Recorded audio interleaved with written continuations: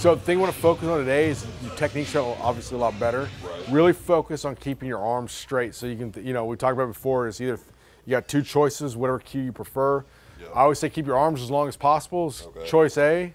Choice B is flex the triceps. I'd probably go with keep your arms as long as possible because Okay. you're like a real bodybuilder and know how to do it. So, Sure. said before, like we were talking about earlier, the first goal is to break 900, then go for 1,000, then see after that where to go. But you got to do it one step at a time. You know, a lot of people set goals in here, want to gain 100 pounds of muscle or something, then I can gain one because they get frustrated. So we got to go one step at a time.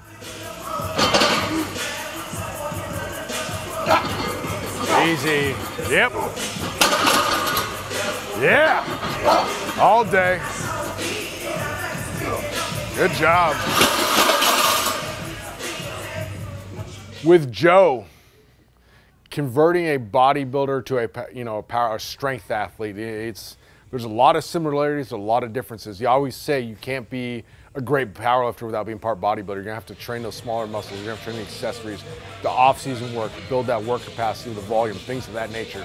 Honestly, you can't be it's real tough to be a bodybuilder without being part powerlifting. Strength is your base. You know, there's so many different reasons why, but I mean, just simplest way to put it, it's gonna keep you more injury-free. And even the sake of like, if you can squat 800 pounds, you know, if you've done a leg extension before, you're gonna do more, you know, than probably someone who doesn't regulate squats 300 pounds.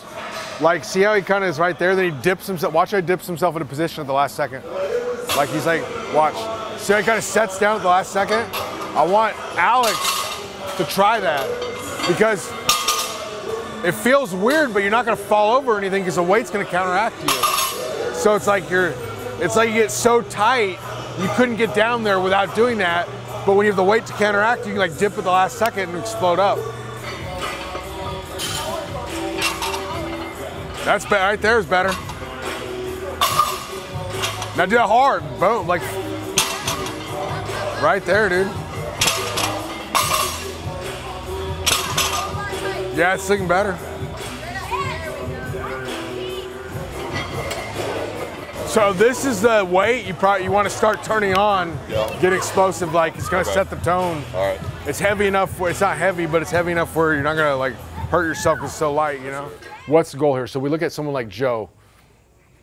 First of all, what's the overarching goal? What's the long-term goal? What's the short-term goal? Where does Joe want to go? So the first goal for Joe right now is initially going to be to break his PR because we worked together last year. He went from an 800 deadlift max to a 900 deadlift max, okay? So that's huge progress because it's a world-class, 800 is already world-class. So now the initial goal has to break that PR. That's step one. Step two is the deadlift over 1,000 pounds. When you go again, see how you're right there? I want you to pretend like you want to get my hand off your back, okay? So like, how would you get my hand off? You kind of push back, right? That's what I want you to do next time you go. Pretend like there's somebody right there and you got to get them off you somehow. So it's like, the old expression is, they say hips down, tits up. I mean, that's what it is. Hips down, tits up. So you got somebody on you, you want them off you. It's like you're like a wild horse in the rodeo. You got a cowboy and you're gonna buck off. It's the same thing. Get them off. That's the kind of the overarching goal. Step three of where to go beyond there. Let's get these first two accomplished and kind of focus on that. So look from there, what do you look for next? Look for like useful prior information, okay? So the way Joe was, one thing we know about Joe is Joe likes to go heavy. That's good for powerlifting.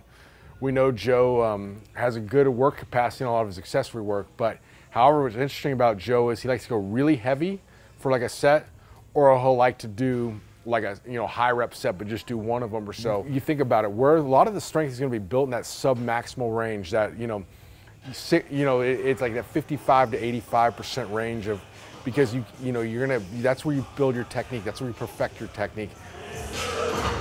Yeah. Damn. 675. So you go up to 820 tonight, and often with most people at the gym, I mean, like with lack of political correct terminology, they're poodle dicks. But you have to have discipline. So just because something is someone like Joe, he can break a PR tonight, but that's not the plan. So what we're gonna do here, stick to the plan, 820 for 2 reps. If he don't like that, he can move it faster.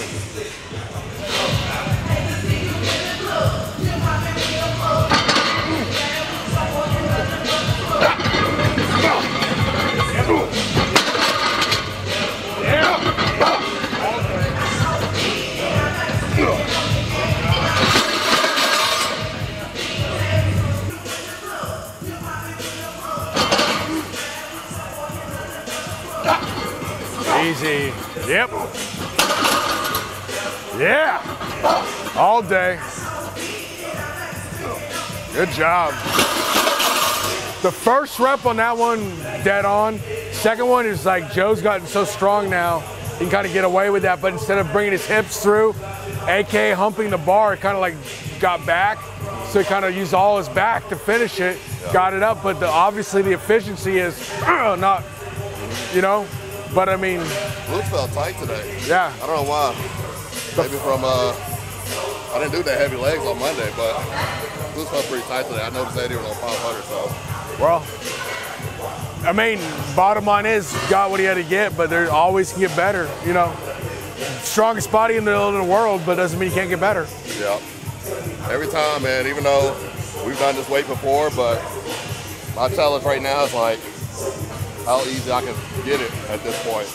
And that's what I think about with this weight. It's not about if I can do it, it's about how easy, how quick I want to get it up. That's what John. Well, and also he's got a reload week, a deload reload week coming up. That'd be a good chance to kind of recharge because it's the last heavy week. Yep. Also, you see now, go to sets 625. That's where the work's taking place because a lot of bodybuilders in general, and Joe specifically, are used to training really heavy, or they'll do like a high rep set, but the sub-maximal sets of 2, 3, 4 reps, 1 rep even, that's where you build that pattern. That's where you put the maximum force on the bar and not kill yourself in the process. That's where you hit those sub-maximum weights, putting maximal force in the bar. So.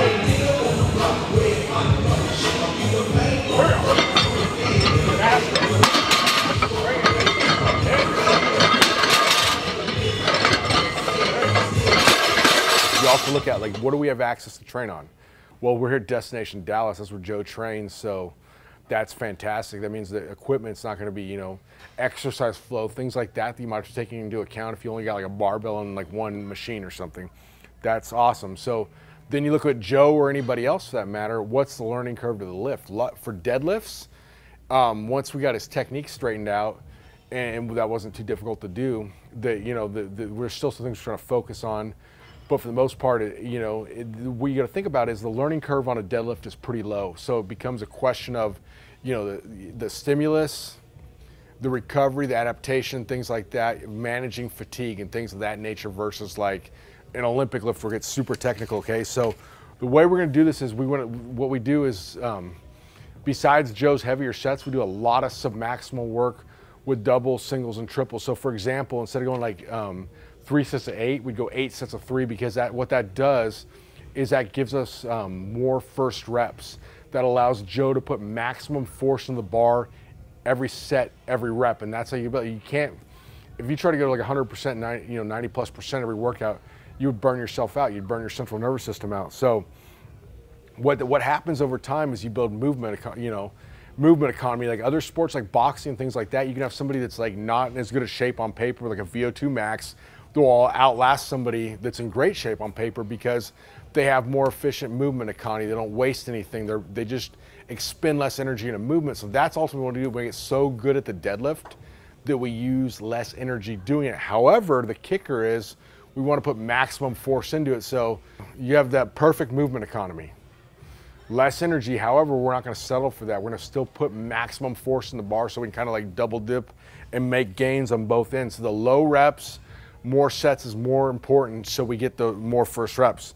You got to think, the more complex the movement, the more important that's going to be. So like something like a snatch or clean and jerk, that would be even more important because it's so complex, okay? So you got to think about this. Your body is capable of more than it's lifting right now. It probably just doesn't know it yet. You have built-in protective mechanisms like your Golgi tendon organ and things like that that start to act up and protect you as a safety mechanism, which in theory, sounds good if if the goal is to win the local lawn bowling tournament. That's a great thing. You probably can still win the local lawn bowling tournament without turning those safety mechanisms on. But if you're not going to drive around the parking lot, you want to get on the highway and really let it go, you're going to have to turn those off. So how do we do that? That's why we train the way we train. It's putting maximum force into the bar every single set, every single rep does it. And things like that, And so gradually over time, we can desensitize by doing things like that. Super maxima overloads of isometrics where he pulls against the pins as hard as he can, allow him to produce more force than he could concentrically. All those things desensitize his body to the built-in safety mechanism, and that's how you convert like a bodybuilder to a powerlifter, because bodybuilders have, you know, a car with a bigger engine is going to be a more powerful car, i.e., you know, one of the best ways to increase strength is add muscle. The best muscle mass is the greatest way to increase strength potential. But you know, it becomes like at a certain point, it becomes like a hunting rifle that wouldn't be sighted in. Like, yeah, it's can, like, you know, blow that up over there, but if it's not sighted in with a scope properly, you kind of shoot in the wind. So we have to kind of like marry that. When we can marry this all together, it produces a synergy of strength. So today, you see it all put into action. I'm very excited to see what, you know, Joe go up to a heavy double today.